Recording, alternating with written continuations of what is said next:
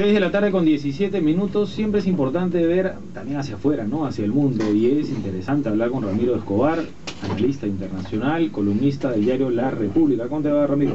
Hola, Nicolás, ¿cómo estás? Hola, Max. Hola, ¿cómo estás? Las cosas están movidas, ¿no? El año pasado, cuando ocurría lo de Egipto, ¿no? Túnez, en ese orden, o al revés.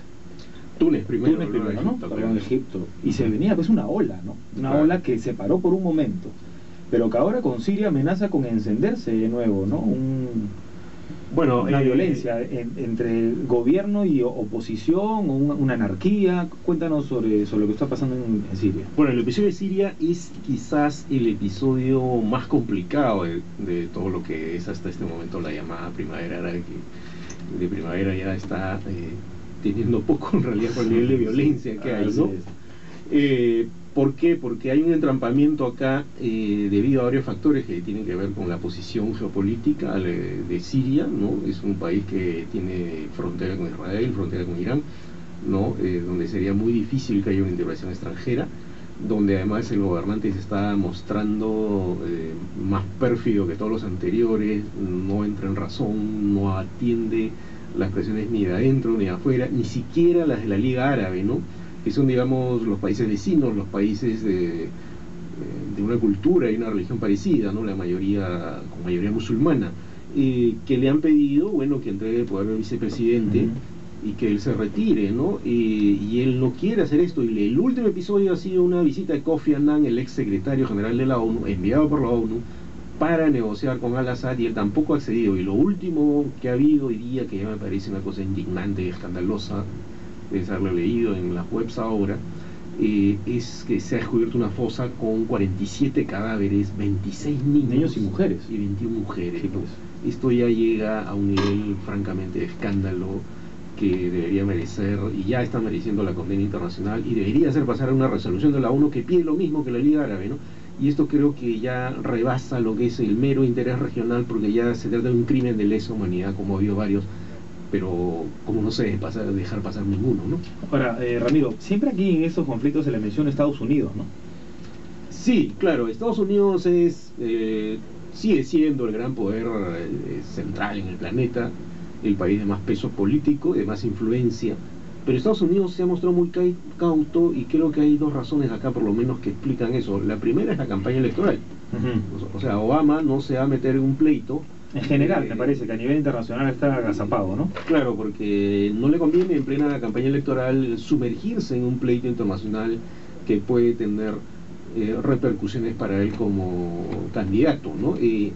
Recientemente también, como ha sabido, ha ocurrido un incidente muy grave en Afganistán, donde un sargento norteamericano habría masacrado a 16 civiles, ¿no? Sí. Una cosa que hay que observar acá, que es bien interesante para los televidentes, oyentes, perdón. Ya Radio San Borja tendrá televisión en algún momento. Claro. Es que hay un historiador que es muy interesante leerlo, Eric Hobsbawm, un inglés que ya está muy mayor, pero sigue guardando una lucidez impresionante, y él dice una cosa que es demoledora, ¿no? Las guerras a comienzos del siglo XX producían más o menos una proporción de 5 a 10% de muertos civiles. Los combatientes estaban bien definidos. A medida que ha avanzado, ha terminado el ciclo, ya ha empezado el siglo, ya ha terminado el siglo, ha comenzado el siglo XXI, ¿no? La proporción ha subido más o menos a 80% de civiles muertos en las guerras, ¿no? Lo cual me parece desolador, ¿no? Y eso se debe a que las guerras ahora no son como las guerras tradicionales de antes. Es más difícil identificar a los combatientes, definir el campo de batalla. La guerra contra el terrorismo es un caso. Y lo que estamos viendo en Siria, lo que estamos viendo en Afganistán, lo que estamos viendo en la Franja de Gaza, donde también ha habido violencia este fin de semana, es una muestra clamorosa de eso que dice Hobsbawm, ¿no? La mayoría de muertos son civiles, ¿no? Ahora, Ramiro, tendría que verse también a un factor importante, es el hecho de que justamente la sociedad civil organizada, especialmente en los países árabes, ¿no? O desorganizada en algunos casos, es la que se enfrenta a los regímenes que tienen muchos años, obviamente, asentados en el poder político, ¿no? Claro, la llamada primavera árabe o revueltas en el mundo árabe ha sido movilizada principalmente por eso. Claro, es un levantamiento popular en realidad, ¿no? No lo movilizaron los políticos ni los partidos políticos, que son los que ahora luego de la caída de algunos líderes, están tratando de pescar a río revuelto o de posicionarse en el nuevo escenario. Pero tampoco son considerados, ¿no? Perdón, Ramiro, o sea, tampoco se les está considerando, digamos, no hay una sucesión o no hay un posicionamiento político, ¿no? No se está aprovechando, digamos, o sea, o sí quieren aprovecharlo, pero la gente tampoco lo está permitiendo. Bueno, lo que pasa es que cuando ya entras a un sistema de elecciones, el levantamiento popular original tendría que tener una traducción política, y no la tiene necesariamente. Entonces tiene que adherirse a las estructuras políticas que ya existen.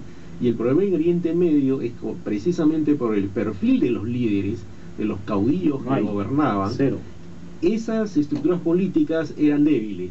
Pero a la hora que vas a un proceso electoral, un proceso de democracia institucional, es lo único que hay.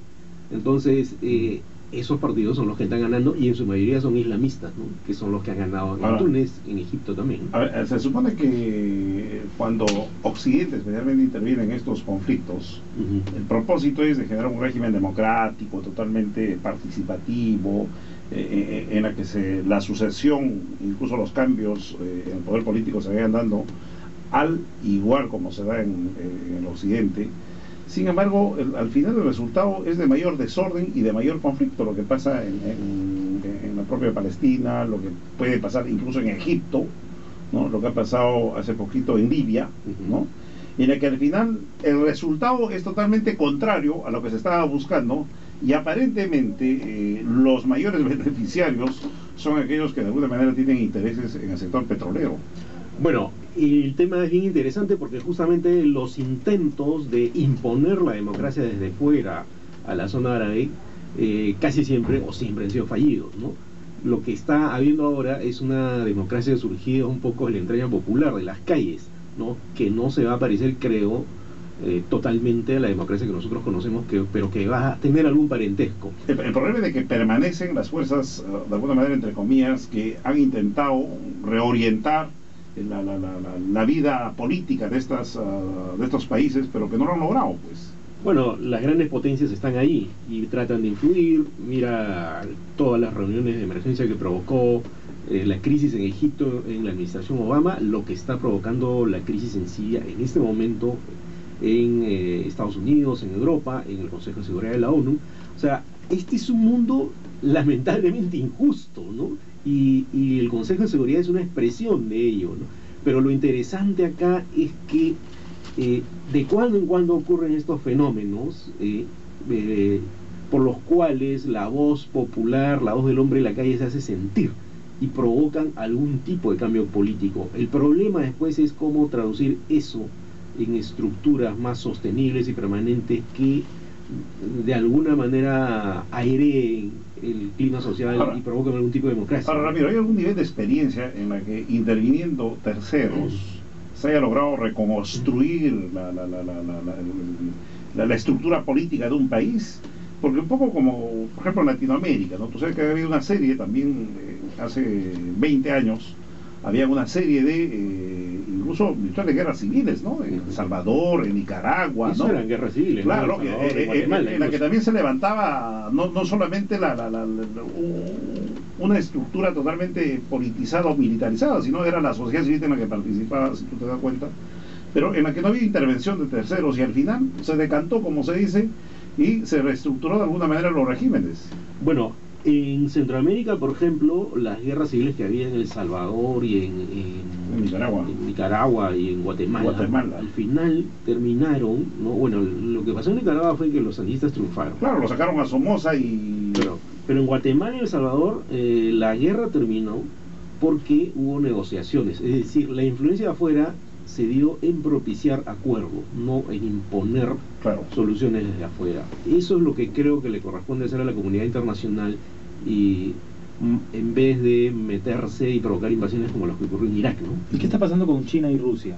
Que siempre son renuentes, digamos, siempre son muy objetivos, digamos, en el asunto. Bueno, ahí hay explicaciones que son muy concretas y tienen que ver con lo que podríamos llamar la realpolitik internacional, ¿no? Que es tan penosa como la realpolitik de cualquier país, ¿no?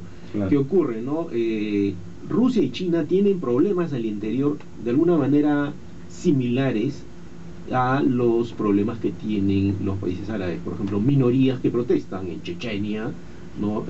China tiene el problema con la etnia de los uigures. Tienen sus rollos, sus Entonces, anticuchos. para ellos es mal negocio promover o aceptar que se presione a un país de fuera para que solucione un conflicto interno. Y en el caso de Rusia, el añadido es que tiene tratos militares con Irán, con Siria, que le impiden ponerse duro con estos países. Pero, ¿no? perdón, el que tiene antecedentes de interventor así, total, es Estados Unidos y la OTAN. Claro, a diferencia de China y Rusia, que a lo menos en estos últimos 50 años no tiene intervenciones importantes. Precisamente, justo por eso se ponen al frente, ¿no? Exactamente, esa es su política. No Esa es la intervenimos, política. pero dejan que las cosas pasen, ¿no? Que, claro, y que Estados Unidos no lo haga, ¿no? En todo caso.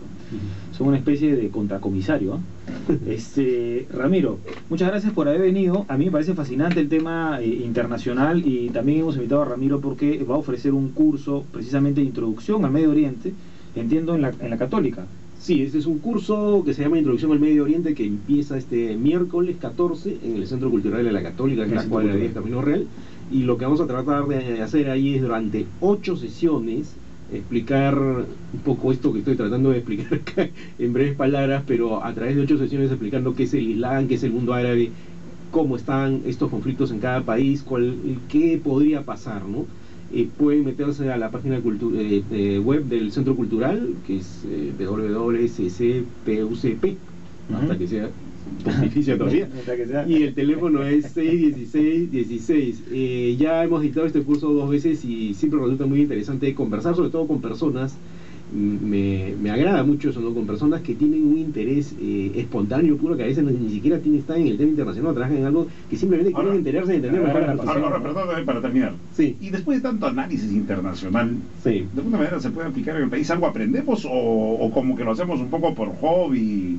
Porque, bueno, uno lo ve tan distante, pero porque lo más importante es, hoy del análisis salga algo, ¿no? Que nos sirva de provecho.